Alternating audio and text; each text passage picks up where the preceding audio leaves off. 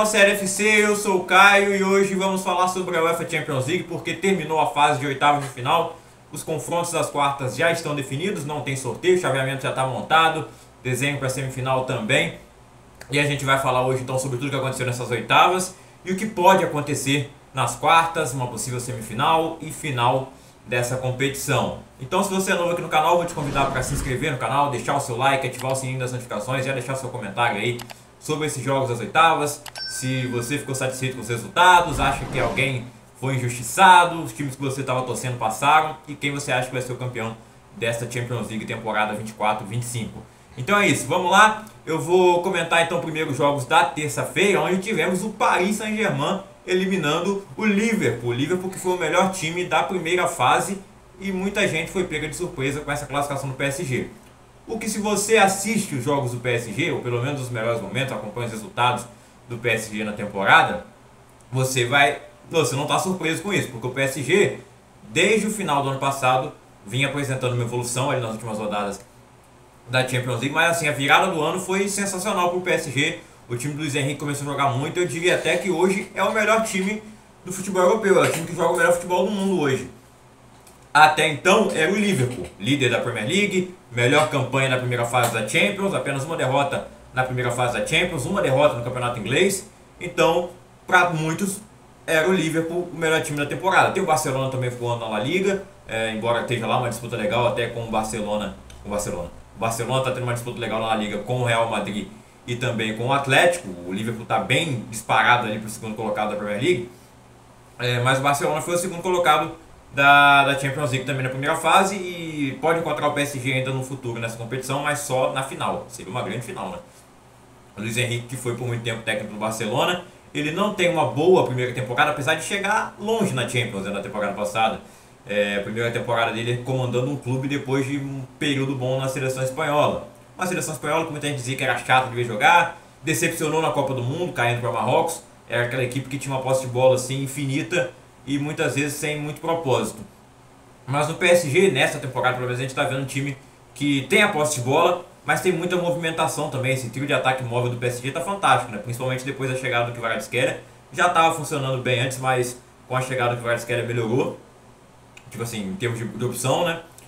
E o PSG vence o jogo da volta contra o Liverpool então por 1 a 0 lá em Anfield. Perdeu a primeira partida em casa, vocês lembram, né? A grande atuação do Alisson. Se não fosse o Alisson, o PSG teria vencido pelo menos ali por 6 a 0, porque o Alisson fez 9 defesas e pelo menos 5 defesas assim, espetaculares. E no jogo da volta, novamente, o Alisson foi muito exigido e pegou muito. O PSG foi melhor que o Liverpool na ida e na volta. Classificação muito merecida. Eu fico triste pelo Alisson. O Alisson merecia a classificação do Liverpool, mas o Liverpool não merecia se classificar. Não jogou para se classificar, até jogou melhor na volta. O Donnarumma também fez grandes defesas. O Donnarumma acaba saindo como o herói do PSG. Pra mim, ele falha no jogo da ida, era uma bola defensável, ele chega a tocar na bola e não evita o gol do Harvey Elliott lá no Parque dos Príncipes, mas na volta ele pegou muito no tempo normal, o Liverpool finalizou todo 10 vezes, 3 defesas então do Donnarumma, pegou 2 defesas ali muito boas do Donnarumma no tempo normal.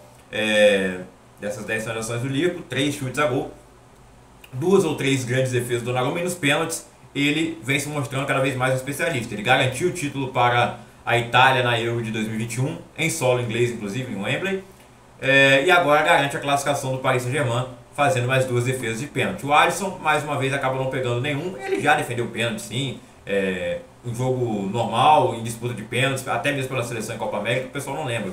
Eu não lembro se ele pegou agora no ano passado, que a gente lembra da eliminação, claro, contra o Uruguai, mas eu acho que ele pegou um pênalti contra o Uruguai também ali. O Brasil acabou não passando, não só por conta dele, né? Os nossos batedores também perderam. Contra a Croácia ele não pegou nenhum realmente. E acabou lá o Marquinhos e o Rodrigo desperdiçando. E o Neymar não bateu naquele dia. Enfim, o Alisson não tem culpa da eliminação do Liverpool. Ele não pegou nenhum pênalti, a bola do Vitinha parecia ele defensável, mas o Vitinha já bateu 16 pênaltis do mesmo jeito e ninguém pegou até hoje, é impressionante. Mas ele está mostrando aí que esse jeito de bater pênalti funciona. Pelo menos para ele. Então os jogadores do PSG bateram muito bem, o Dembélé, que é ambidestro, né? Parecia que ia bater com a esquerda, foi lá e bateu com a direita, bateu perfeitamente bem. E os do Liverpool acabaram batendo pior, não é que bateram muito mal também, né? O Darwin Núñez bateu ali, foi o primeiro a bater e perder, foi o segundo cobrador do Liverpool no caso, o primeiro foi o Salah. Já vamos falar um pouco mais sobre o Salah. O Darwin Núñez bate, o Donnarumma pega, não acho que foi um pênalti tão mal batido.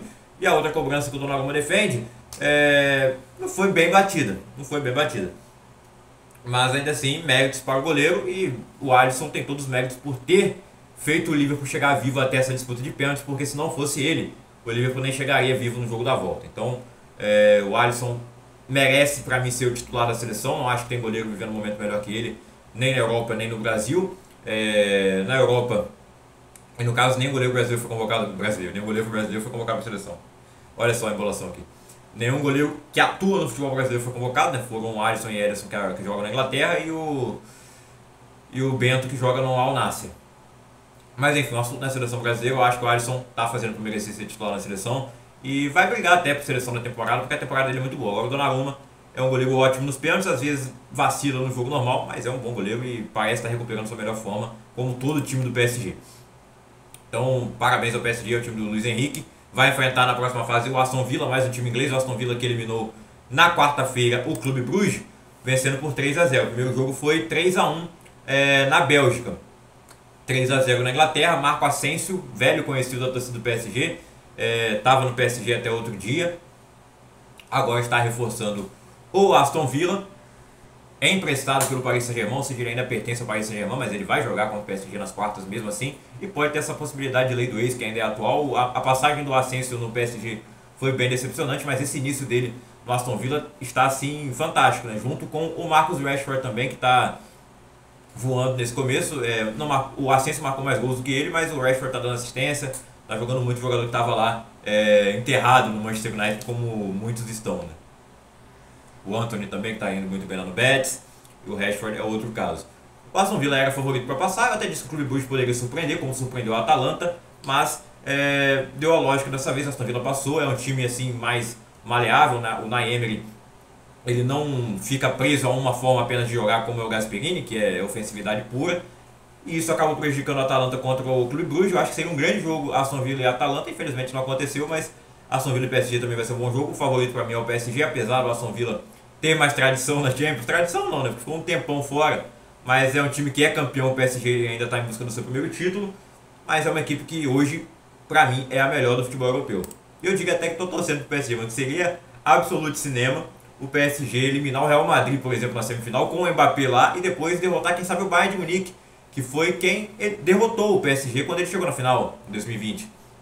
E agora o PSG poderia dar o troco no Bayern de Munique dentro da casa do Bayern, seria fantástico. Mas a gente não sabe se o PSG vai chegar, se o Bayern vai chegar, tem muita coisa pela frente ainda, tem quartos de final, semifinal, e só aí então a final lá no final de maio. O Barcelona passou pelo Benfica e eu disse que ia falar do Salah. O Salah hoje é o grande favorito à bola de ouro, pelos números dele. Ele tem incríveis 27 gols lá na Premier League, acho que 20 assistências, é absurdo o que o Salah está fazendo na Premier League. Mas na Champions, o Rafinha está melhor. E o Rafinha também tem bons números lá na Liga, apesar de não ser o artilheiro, é o Lewandowski. Não é o líder de assistências, é outro companheiro dele, o Lamine Yamal. Mas na Champions, o Rafinha é o cara do Barcelona, é o artilheiro da competição agora. Chegou a 11 gols, inclusive é o brasileiro com mais gols em uma única edição de Champions.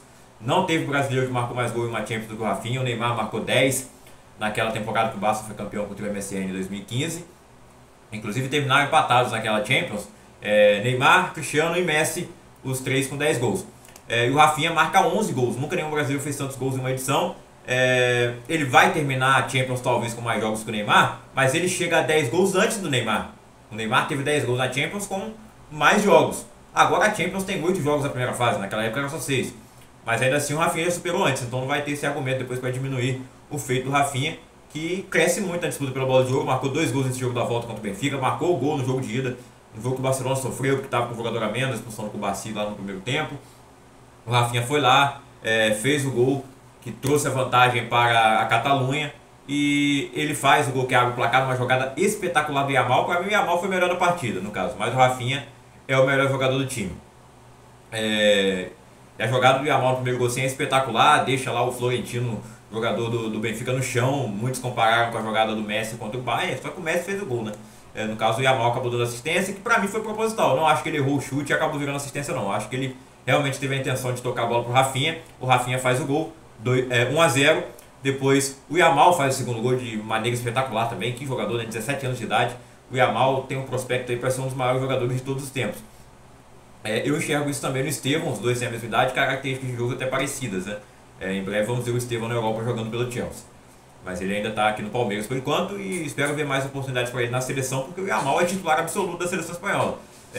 Do Barcelona também, né? E o Rafinha depois saiu o terceiro gol.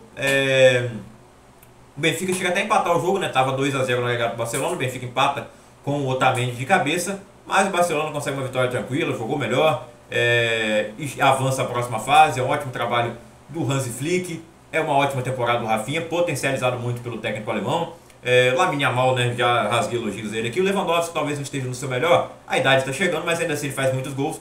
Pode não estar fazendo tantos gols decisivos, mas ele é o artilheiro da La Liga, tem bastante gol na Champions. Ele era o artilheiro da Champions até então, o Rafinha passou ele agora. O trio de ataque é muito bom, o meio de campo está funcionando muito bem. A defesa, apesar de ter desfalque nessa rodada do Cubarsi, né, o Ronald Araújo e o Martins foram muito bem. O Araújo seria titular para mim em qualquer time, até mesmo no Real Madrid hoje, se você pegar que está com a zaga toda defasada, né, o Ronald Araújo seria titular com certeza lá, mas ele é reserva do Barcelona para o Cubarsi, que é um garoto, mas que está jogando demais. Com o Deibaldi nas laterais também são ótimos. O gol, que para mim é um probleminha, né, o Chesney vem melhorando, mas sei lá, né, ele saiu da aposentadoria, me pareceu um bom negócio na época, mas já cometeu algumas falhas, apesar de que essas falhas não custaram vitórias ao Barcelona, né? Ele falhou lá na Supercopa contra o Real Madrid, o Barcelona goleou o Real Madrid, falhou contra o Benfica, o Barcelona ganhou de 5-4, graças ao Rafinha. O Ter Stegen está machucado, mas ele é o capitão do time. Se o Barcelona for campeão nessa temporada, quem ergue a taça é o Ter Stegen. Bom, a Inter de Milão passou pelo Feyenoord, como era de se esperar, venceu o primeiro jogo por 2-0 na Holanda, 2-1 no San Siro, de Giuseppe Meazza, né? E a Inter tem a melhor defesa da Champions, sofreu apenas o seu segundo gol na Champions League, sofreu um na primeira fase e um agora para o Feyenoord, gol de pênalti. Então a defesa da Inter é simplesmente fantástica, mas vai enfrentar um dos melhores ataques da Europa na próxima fase, que é o Bayern de Munique. Gols desse segundo jogo da Inter foram marcados por Marcos Thuram e Çalhanoğlu. O Feyenoord, que perdeu o Santiago Jiménez, que era o seu grande artilheiro, fez falta, não fez contra o Milan, que foi o time que ele eliminou na fase anterior. Tá jogando lá no Milan, inclusive, né? Marcou gol. Mas o Feyenoord dá adeus, mas de forma bem mais digna do que o PSV. E olha que o PSV não foi mal nesse último jogo, né? Empatou em 2-2 com o Arsenal lá na casa do Arsenal, no Emirates Stadium, mas tomou 7-1 em casa. O Arsenal poupou vários jogadores, pensando na Premier League. A distância lá para o Liverpool está bem grande. E com a classificação já definida, né, o Arteta fez uma escalação, né, um pouco alternativa. Mas bem pouquinho mesmo, né? O Arsenal está sofrendo muito com lesões também, não dá para poupar tanto. Lembrando, o Arsenal não tem centroavante no momento, o Mikel Merino não foi poupado e foi novamente improvisado como centroavante. Não tem outro, né? O Sterling teve a oportunidade na ponta direita e mais uma vez não aproveitou. Indo então para o Bayern de Munique, que vai enfrentar a Inter de Milão nas quartas de final. O Bayern venceu por 2-0 o jogo da volta contra o Leverkusen, 3-0 na ida na Allianz Arena, 2-0 na Bayer Arena. Harry Kane marcou o primeiro gol e o Alphonso Davies marcou o segundo. Harry Kane vai ganhar algum título nessa temporada. Pelo menos a Bundesliga ele leva. O Bayern está com uma boa vantagem em relação ao Leverkusen. Enquanto na Champions há a possibilidade. Vai enfrentar a Inter de Milão, adversário muito difícil, uma defesa assim muito boa. Mas o ataque do Bayern tem muita qualidade. Harry Kane, Sané, que nem está sendo titular, né, com muita frequência. O Olise, uma baita contratação que o time fez. Tem o Coman. O time do Bayern é completo. Eu diria que é o time mais completo da Europa e não tem sofrido tanto com lesões. Nesse jogo não teve a presença do Manuel Neuer no gol, mas o reserva dele mal foi exigido. E caso o Bayern de Munique conquiste a Champions League, Harry Kane vem forte na briga pela bola de ouro. Eu acho que a temporada passada dele foi melhor. A essa altura ele tinha mais gols, tinha mais participações no geral, né, com assistências também. Mas nessa temporada ele vai ter título, coisa que ele não teve na temporada passada. Porque se ele tivesse, ele até, na minha opinião, jogou mais na temporada como um todo do que o Vini Júnior, por exemplo, e, claro, o Rodri, né? Mas os títulos pesam bastante, principalmente a Champions League, né? A Bundesliga não vai pesar tanto. Se ele ganhar a Bundesliga só, não acho que ele vai ganhar a bola de ouro com esse desempenho. Talvez como o ano passado ele ganhasse. Mas aí, o Xabi Alonso, o técnico do momento, né? Pelo que ele fez com o Leverkusen na temporada passada, que foi fantástico. Nessa temporada vai acabar não ganhando título nenhum. Mas mesmo assim, não deixa isso uma boa campanha. Oitava de Champions. Segundo lugar no campeonato alemão. A chance é pequena, mas ainda dá para ganhar. Foi eliminado cedo na Copa da Alemanha. Isso é verdade. Assim, o Kompany, que é um técnico mais contestado, muita gente não entende a contratação do Bayern por ele, porque só trabalhou no Bayern até então, mas ele vai fazer um trabalho melhor do que fez o Thomas Tuchel. ele não atrapalha, né? Eu acho que o negócio é esse. O Tuchel às vezes atrapalhava também. Lille e Borussia Dortmund. O Borussia Dortmund passou. O Borussia que está fazendo uma temporada muito ruim lá na Alemanha. Não está nem entre os 8 primeiros colocados. Mas na Champions pode chegar longe de novo. Vai enfrentar o Barcelona. O Barcelona é favorito. É um dos melhores times do futebol hoje. E o Borussia tá aí de novo. Pode surpreender. Ganha do Lille. Não esperava. Achei que o Lille fosse passar. Abriu o placar logo no comecinho. E falha do goleiro Kobel do Borussia, que eu sempre acho superestimado. Sempre falei, achei ele superestimado. Mas muitos falaram, um goleirão, garantiu o Borussia na final do passado. Foi importante sim, mas eu acho que ele está longe dos melhores goleiros europeus, do futebol europeu. Mundial, né? Tem goleiro melhor que ele no Brasil, na Arábia. Enfim, ele acabou aceitando ali uma bola por baixo das pernas no primeiro gol, mas o Borussia conseguiu virar um pênalti, para mim, bem mandrake ali em cima do Guirassy, que o Henry Kahn tratou de converter. Depois, o Maximilian Bayer fez o gol da classificação do Borussia Dortmund, um belo gol ali para classificar a equipe amarela e preta aurinegra para a próxima fase. E para fechar, o último jogo, Derby de Madrid, Atlético de Madrid, Real Madrid, jogo que também teve polêmica. Ninguém falou tanto da polêmica do pênalti lá do Borussia Dortmund, porque não repercute tanto, né? Ainda mais se fosse um jogo ali mais chamativo, né? Borussia e Lille acabam não repercutindo tanto aqui no Brasil. E na Europa toda esse negócio vai repercutir mesmo na França, em quem está preocupado com o Lille, né? Porque as manchetes são do PSG.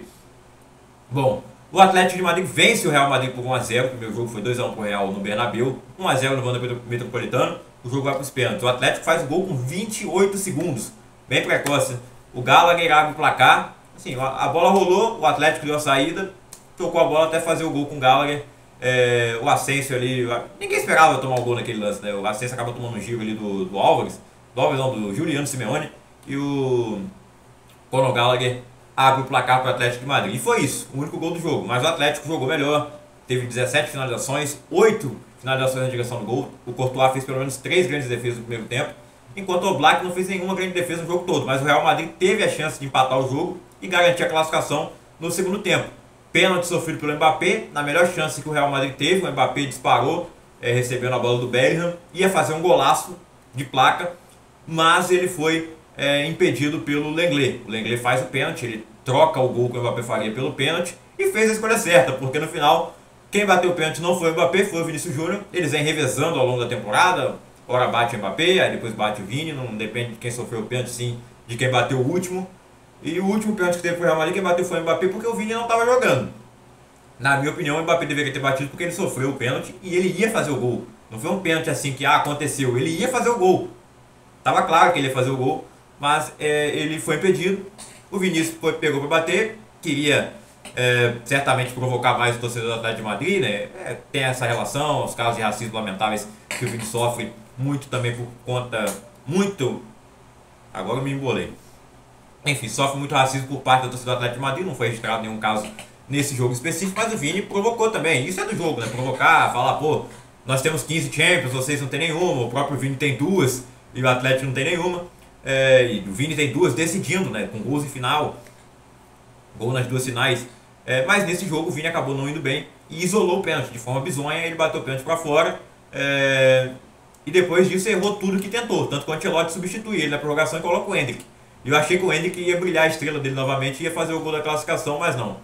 O Endrick, eu não lembro nem de ver ele pegando a bola, coitado, né? Teve pouco tempo de jogo também.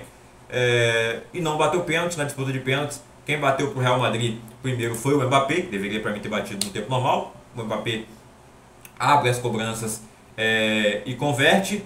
Depois vem o Atlético e faz o primeiro gol com o Sorloth, camisa 9 do Real primeiro, depois camisa 9 do Atlético de Madrid.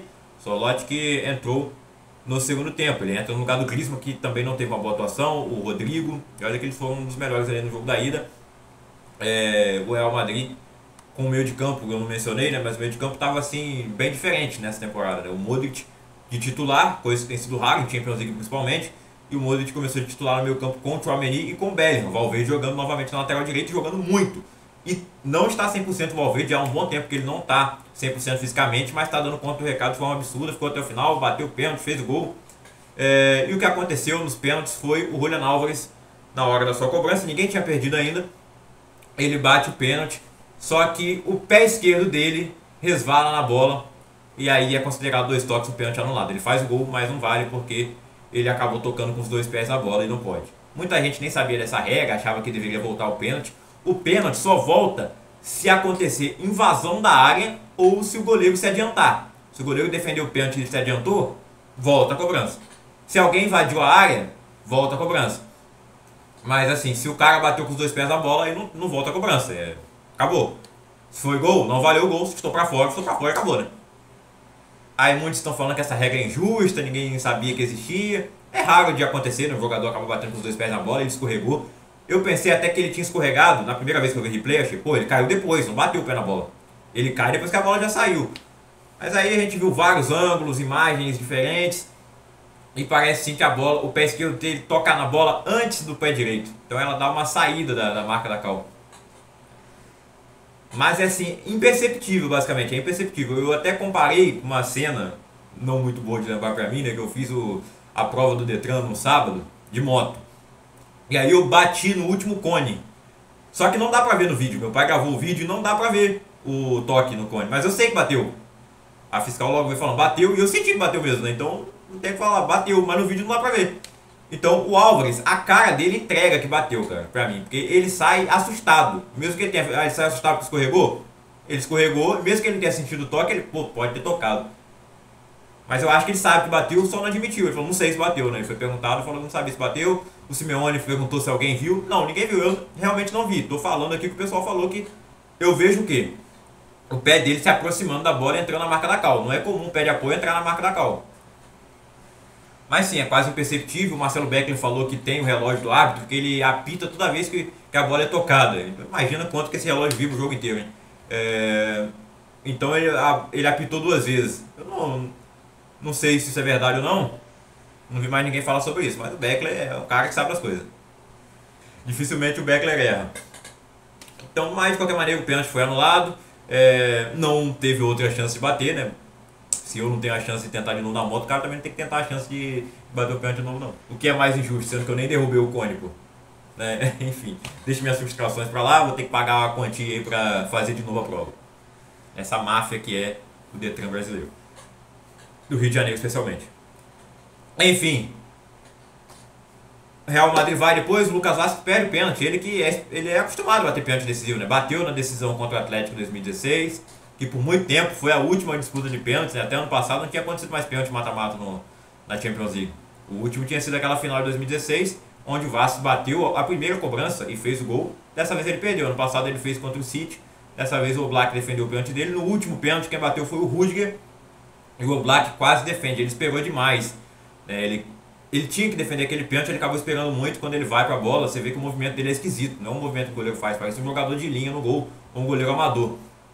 E ele acabou aceitando o gol do Rudiger. O Real Madrid e o seu pacto novamente sendo renovado na Champions League. Impressionante a sorte que o Real Madrid tem. Não jogou melhor, eu acho que o Atlético merecia a classificação.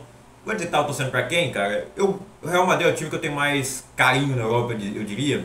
Muito também por ter crescido ali vendo o Cristiano Ronaldo jogando lá e pilhando Champions League, né? Então eu tenho a simpatia maior pelo Real Madrid até hoje. Ou você ama ou você odeia o Real Madrid, não é o meu caso. Eu não odeio também o Atlético de Madrid e acho que o Simeone, pelo que ele faz no Atlético desde que ele chegou, eu acho que ele merecia um título desse, né? Assim, muitos não gostam do Atlético de Madrid simplesmente pelos torcedores racistas, mas não são a maioria. E o torcedor, eu não torço pelo torcedor do clube, eu tô cagando pro torcedor do clube, né? Ainda mais que não é do meu. O torcedor do meu clube, que é o Vasco, e assim, não torço pro Vasco por conta da torcida, pô. Torço pro Vasco por conta do time. Dos jogadores não, né? Os jogadores de hoje tá difícil torcer. Enfim. O Real Madrid tá classificado, o pacto tá renovado e vai em busca da 16ª. E o Atlético de Madrid vai ter que tentar de novo na próxima temporada. Quartas de final definida então, Bayern de Munique e Inter de Milão, Arsenal e Real Madrid, Barcelona e Borussia Dortmund, PSG e Aston Villa. E os dias já estão definidos, tá? Abril, comecinho de abril, 8 de abril vai ter Bayern de Munique e Inter de Milão, Arsenal e Real Madrid. Eu fiquei triste foi com isso. Eu queria que os jogos fossem de diferente, porque pra mim são os melhores jogos aí dessa fase. Arsenal, Real Madrid, Bayern e Inter. São os 2 jogos que eu queria assistir em dias diferentes, mas infelizmente eles vão ser no mesmo dia e no mesmo horário. No dia seguinte vai ter Barcelona e Borussia, PSG e Aston Villa. Acho que PSG e Aston Villa vai ser um jogo mais legal. Reencontro ali do PSG com o Unai Emery. O Unai Emery, que era o técnico do PSG na época do 6-1, da remontada, e o Luiz Henrique era o técnico do Barcelona. Acho que vai ser muito interessante isso aí. Fora o futebol também, claro, o jogo dentro de campo, mas são nuances, né? Os bastidores também contam bastante para o espetáculo. O vídeo ficou grande, né? 25 minutos. Se você ficou aqui até agora, muito obrigado. Se você ainda não se inscreveu, por favor, considere se inscrever. Deixe o seu like no vídeo e deixe seu comentário. Quem você quer ver na próxima fase? Quem vai... Crave aí os resultados. Deixe seu palpite nos comentários, beleza? Tamo junto, até o próximo vídeo e valeu!